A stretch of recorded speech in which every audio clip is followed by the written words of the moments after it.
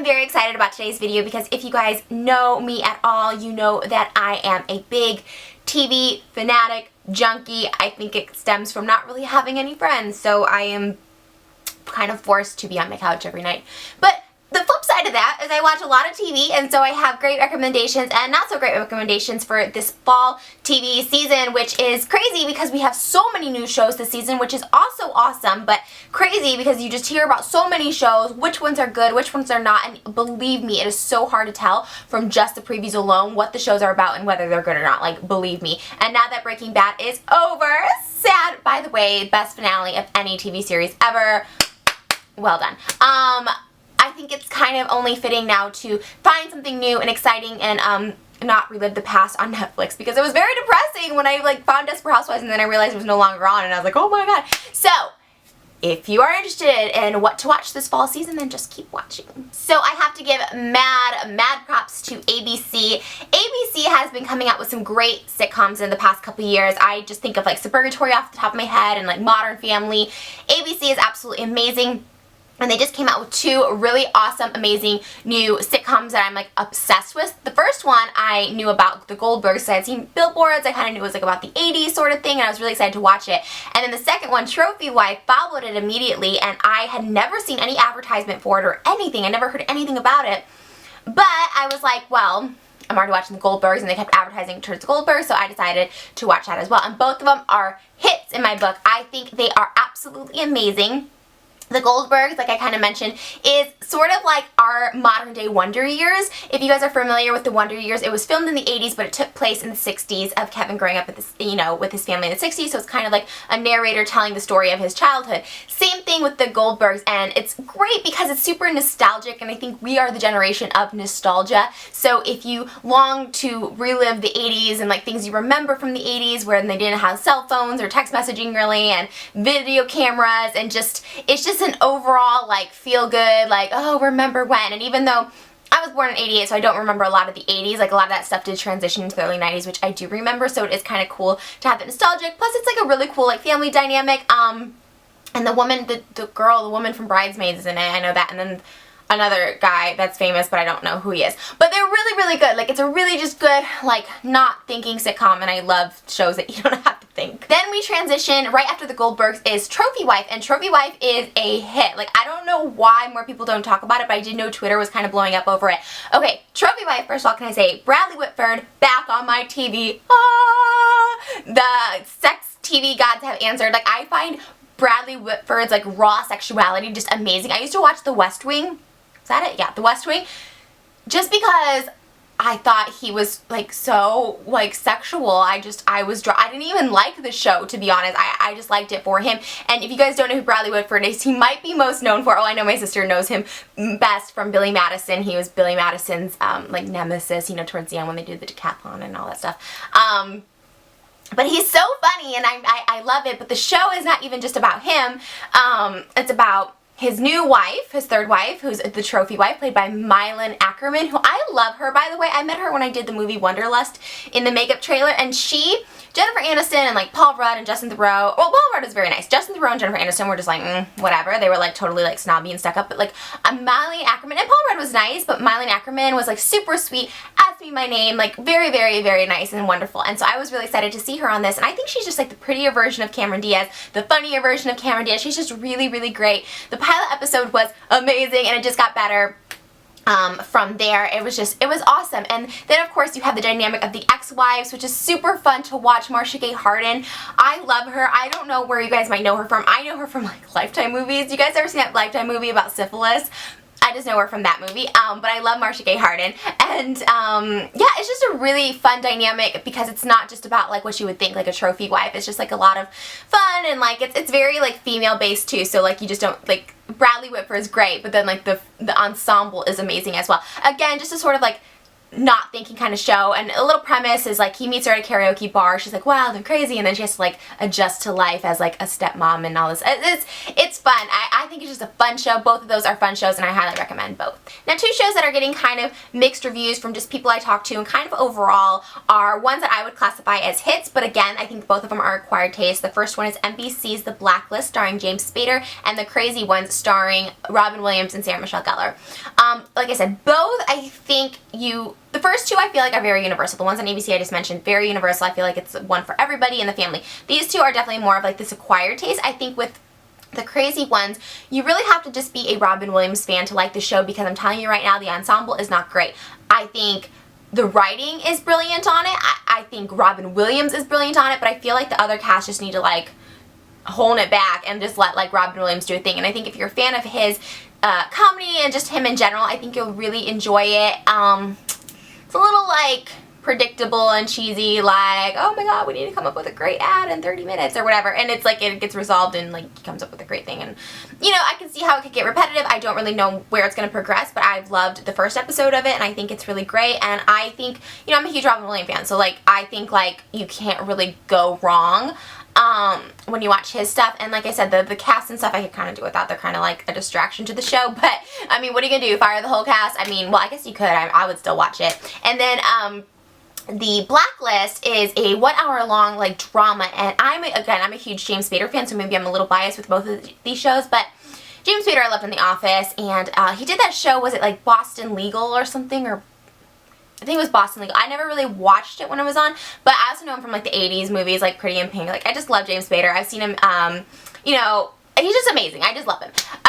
So I kind of am a little biased with that, but this is kind of a good show because it's not the traditional like CSI, like Criminal Minds. Like, I feel like there's so many Law and Order, like these like law, police show things, and this is a little bit of a different spin on it. Like, James Spader is a former FBI agent, but then he like became a criminal, but now he's coming back to help the authorities like catch all these bad guys, and like that so like it's very interesting. I feel like the dynamic of the show has the best potential. I feel like the other cast integrates well. I feel like it's all just very different and new, but I love that because I'm like, oh wow, there's like some originality on TV. This is amazing. So I really highly recommend The Blacklist. I think it's just going to get better and better. In my opinion, I feel like it's one that could be like a Boston Legal, where it's very long running because it has a lot of potential. So the next show is another one that I found kind of sort of through osmosis. I was watching CBS Monday nights, which are How I Met Your Mother and Two Broke Girls. Not a huge fan of Two Broke Girls. How I Met Your Mother, amazing. This is the final season though, so if you've like missed it, like, I don't know, maybe it's on Netflix or something. By the way, season opener for How I Met Your Mother was amazing, with amazing guest stars. It had Wayne Brady, it had Roger Bart, it had Sherry Shepherd, so like that got me so excited for the season because I'm like, who else are they going to bring on? And if you are a Breaking Bad fan, as I mentioned earlier, I was, Bryan Cranston is also returning for this season, so I am just really excited. I love the show anyways, so I think it's just going to get better and better, but like that's, you know, everyone always knows they're great. If you are interested in the TV shows I watch, just follow me on Twitter at Trisha Paytas. I'm always tweeting about like what I'm watching and like what I'm excited to see. But again, so I was watching that, I got distracted, so I was watching and I saw the previews for Mom, and so I was like, okay, Anna Faris, like, to me it just looked cheesy, like from just the trailer alone, or like the commercials alone, I'm like, oh, this just looks cheesy, and it's very simple in a very simple way. The other ones are simple but smart. I feel like this is simple and just very like, I could write the show. I know everyone says that, but like that's how I felt about it. And Anna Faris to me belongs on the movies. She's a movie star. I feel like she belongs on the big screen. I know that's probably like, I don't know, people probably get mad about that or whatever. I just don't think she meshes well with TV, but her mother on the show, so Anna Faris plays a single mom, and then her mom on the show is an actress who I've seen in many things. I don't know her name, but I just know her. I remember her, I think she was in that movie with Kirstie Alley and Denise Richards,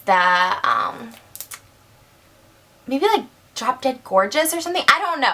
This woman's great. It's like what I'm trying to get at. So like the mom of Anna Faris kind of saves it, and Anna Faris is very funny. I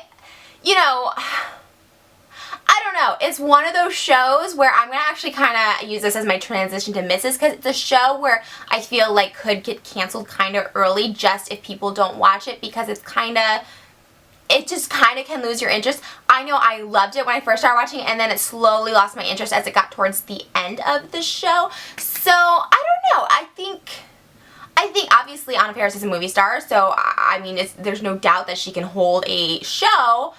I should say she could hold an audience, but to hold a TV show versus holding a movie is different.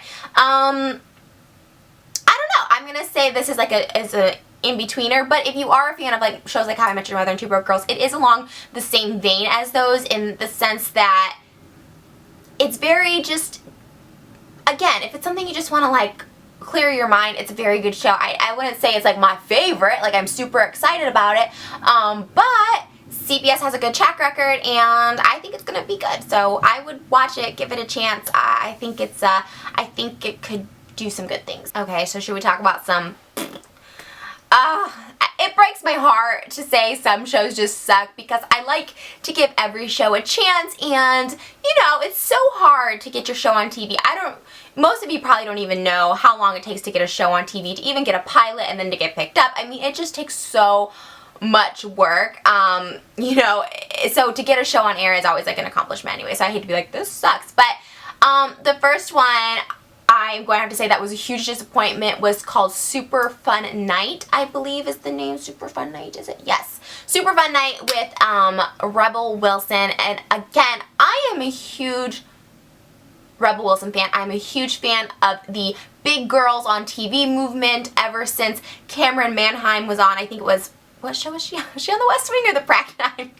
But I just remember I was very young when she won an Emmy. I was maybe like 10, but I do remember her saying like, this is for the fat girls. And so I think ever since then there's been like a trend of like bigger girls on TV. Of course, with Melissa McCarthy on Mike and Molly and just like taking over the world. Like, it's this huge trend, and what I like about the trend that's been growing, including Rebel Wilson with like Pitch Perfect and Bridesmaids, is being bigger doesn't mean you have to be this insecure, succumb to society, oh, the hot guy will never like me because I'm chubby sort of thing. And then unfortunately with Super Fun Night, it's really just playing on all the stereotypes, not even stereotypes, I would just say it's like playing on all the just, yeah, I guess stereotypes, just the sort of, I don't know, I felt like it could have been so great, because I believe she's like a lawyer or something. The pilot was very, actually, you know what, I don't think it was the pilot that aired, I believe it was the second episode. I heard the pilot like flopped, but I think it was the second episode that aired last night, and it's I don't know how to decide, because it's just confusing. There's a lot of confusion, and I feel like each of the girls just are not strong female characters, and I feel like a lot of it has to do with the writing and not necessarily the actors in this case, just because they just write the characters to be very whiny and just like and like she has like, Rebel Wilson's character has like this like anxiety or something, but I feel like she's like a lawyer too. I don't know. The show confused me, which it should not be confusing. Again, it should be one of those like no-brainer, like the ABC sitcoms, like just kind of no-brainer, like whatever sort of thing. But it was kind of confusing, and she has a crush on, you know, the boss's son, and he's so handsome and cute, but he'll never like her because she's fat. And then of course she has like a skinny bitch rival, which it's kind of getting old, that whole thing, because it's like, you know, why don't they have a big girl rival? Why does she have to be skinny? Because she's skinny and pretty, and it's like all the girls from high school, and that's what it reminds me of, is just very like high school cliches, and like life does not go on after high school, like you're always going to be that girl who was tormented by mean girls in high school. Like, and I feel like with such a strong, not only actress, but like person as Rebel Wilson, like it could have made an impact to not focus just on her weight. And I think that's kind of why like the show Drop Dead Diva, for instance, if you guys watch that on Lifetime, it has a bigger girl actress playing the lead role, but it's never really about her weight, you know? It's just more of a confidence that she has, and it's just nice to see on TV, and it's refreshing to see. And at the same time, yes, of course, you can break the barriers by not being your stereotypical whatever, but I feel like they just play too much into the stereotypes, and it's not even empowering. It's more of just like, well, this is depressing. Like, it's self-loathing in my mind, especially being like a curvier girl. I'm just like, I don't know, it's not enjoyable to watch. I feel like it's very confusing. I really don't know what's happening. Like, is she confident and smart, or is she like meek and anxious? It's just a blur to me. I don't know what's happening. The other two roommates or whatever, two girls, not good. Just this not a good cast. I feel like Rebel Wilson deserves a much better vehicle, and I feel like they they dress her terribly, and I am one for stuffing myself into a mini dress, even if you're not a size 0, but I mean, homegirl looks just crazy. I mean, she doesn't even look like cute tacky. She's just a mess, and I don't know. The whole thing is a big miss for me.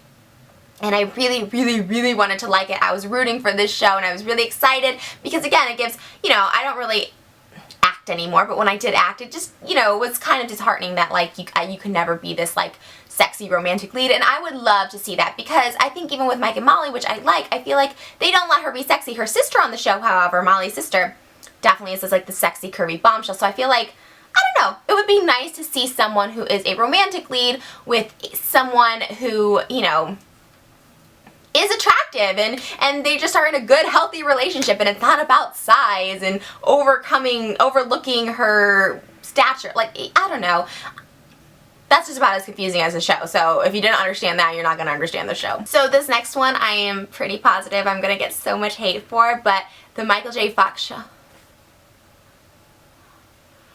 Oh, wait, what?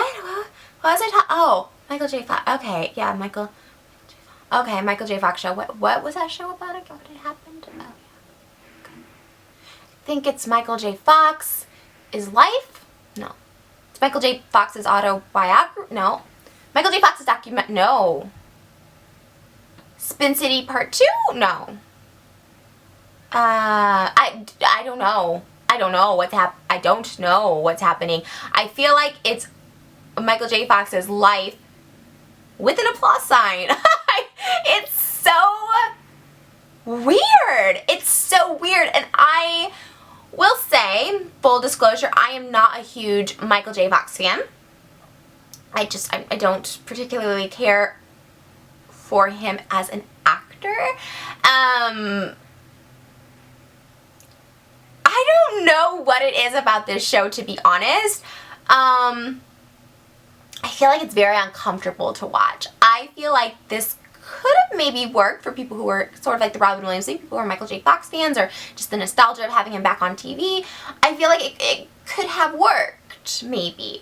But it's so uncomfortable. Like, I get the whole, you're fat, you can make fun of your weight. You're black, you can make fun of your race. You're, you know, I feel like when you have Parkinson's, to make fun of your disease is a little different because it's like life. It's like it's like a life-threatening thing. Like, it's a very serious issue as opposed to color of our skin and our size of our body. I mean, those are materialistic, physical things that are not important in the grand scheme of life, but Parkinson's is a very serious thing. And I'm not preaching this to him. Of course he knows, he's living with it.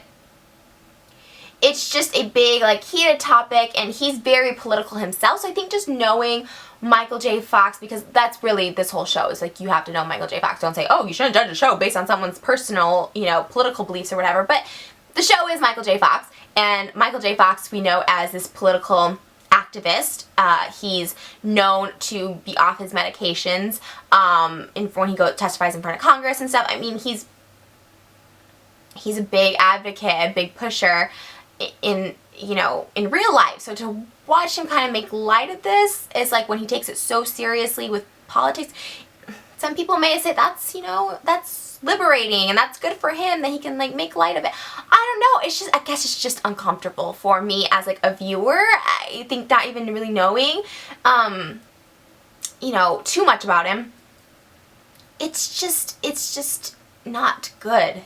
It's just not. It's just uncomfortable and awkward, I guess is another good word. Or just awkward because the females on the show are, like, cringeworthy. Like, almost like, I mean, it's bad. It's bad, NBC. It's bad.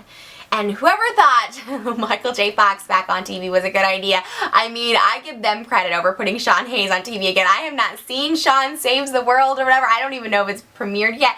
There's just no chance in hell I'm going to watch that show. I'm not going to even give that show a chance. Who put Sean Hayes on TV? This guy is like a creator of a bunch of shows. Keep him off the screen. We don't need him on this, like, who keeps putting him on? He's like the Black Death of TV. Like, Will and Grace was 15 years ago. The 90s called They Want Their Actor Back. Like, he's just, I see him sometimes on like Smash, and I don't. He's very rich, he's very successful, he's the creator of many shows, but we don't need to see him in a sitcom again. No, I don't. Those buses that have him and Michael J. Fox on it, I'm just like, this is like the billboard for what not to watch. NBC, nobody cares anymore about you. Yeah, I digress. Michael J. Fox show is one I have seen, so I will just say on that it's just, it's one you should probably skip, and it comes on at the same time as the crazy ones. So if you have to pick Robin Williams, Michael J. Fox, oh my gosh, are we in the 80s? Alex P. Keaton or Mork? I'm gonna say go ahead and go with the crazy ones, and you know, I know people who are liberal and are Michael J. Fox fans, and they're just like, what is this show? What is happening? Yeah, but I guess the saving grace of that show might be that he, you know, there'll be guest stars. Like, I know, like, Matt Lauer, because Michael J. Fox plays a guy who used to be on TV, got Parkinson's, went to be with his family, now returns to TV. So, again, as you can say, mind blown on that creativity. What originality. So, those are pretty much all the new fall shows that I have watched. And I'm going to just say on a little bit of a ending note for the Mrs. category, Glee, Ryan Murphy, Fox. You guys might need to sink this ship. It's not going to be saved. Put the nail in the coffin and call it a day, because Glee used to be one of my all-time favorite shows. Now the fact that I actually despise it after the Beatles season premiere, I was like vomit. Like, what? Like, what? It's just, it actually kind of makes me sick to watch now. It's just stupid and corny, and we're gonna start making musicals with the Beatles song? Like, you guys know I never used to be like the biggest fan of the Beatles, and I just came around to appreciating their music more and like who they are as artists and all this stuff like that. And so to be on Glee, I'm just like, no. It was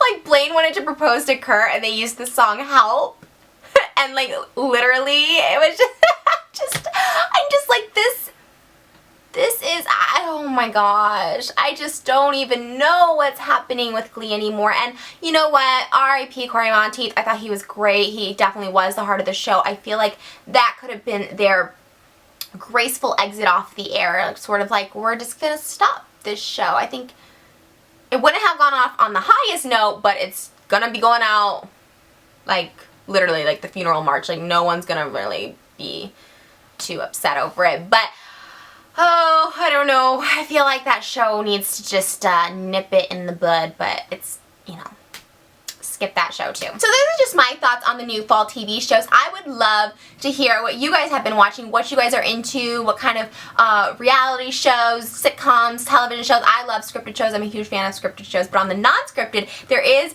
a show called Cougar Wives or something. I've only seen 2 episodes, but I think they need to renew that. Also, Web Therapy, please renew that. If you guys have not seen Web Therapy, I did a whole video on it. Watch Web Therapy, it's on Showtime. And yeah, like I said, leave a comment below on what you're watching. I'm just a huge TV junkie and I love recommendations. And again, if you have any Netflix recommendations, make sure you leave that in the comments below, because I watch everything you guys recommend, because I have no life.